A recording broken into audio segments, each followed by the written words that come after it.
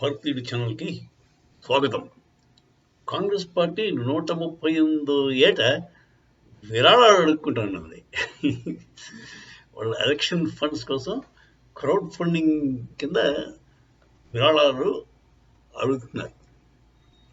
Minimum 138 రూపాయలు. 18 ఏళ్ళు దాటి ఉన్నాడు ఎవడైనా ఇవ్వచ్చు. అది ఈ 138 వందలు ఇవ్వచ్చు, 138 10 ఇవ్వచ్చు, 138 వేలు ఇవ్వచ్చు. అలా అన్నీ కూడా 138కి మల్టిపుల్స్ ఉంటాయన్నమాట. అది ఇప్పుడు ఇది చాలా విచిత్రంగా ఉంది. వాళ్ళ దగ్గర డబ్బులు లేక Rahul Gandhi Swiss bank phone చేస్తే 3 వచ్చేస్తే కదా లక్షల కోట్లు. అది తీయడానికి భయమా? తేడా కష్టం అనుకుంటాను.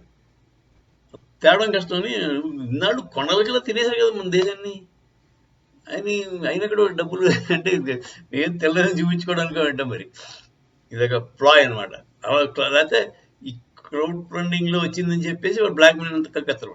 ఓ 10 మంది తెస్తారు, వాళ్ళేమో ఒక లక్షల కోట్లు చూపించేస్తారు బిల్లేసి. అదేదో ఉంది అలా బ్లాక్ మనీ కన్వర్షన్ కోసము ఉండొచ్చు.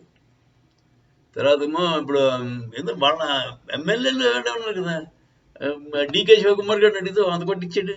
అలాంటి 10 మంది ఈజీ ఉంటారు. లక్షల కోట్లు ఎమ్మెల్యేలు వాళ్ళు వాళ్ళు వాళ్ళు ఒక్కడిని ఒక 10 మంది 100 మందిని పట్టుకుంటే గట్టిగా అయిపోతుంది. డబ్బులు కొరత కాదు, ఇదేదో ప్లాయ్. ఇదేదో బ్యాక్ డోర్ నుంచి మళ్ళీ బ్లాక్ మనీని వైట్ మనీ కింద కన్వర్ట్ చేసే ఒక కొత్త రకమైన పద్ధతి ఏమో. జై హింద్.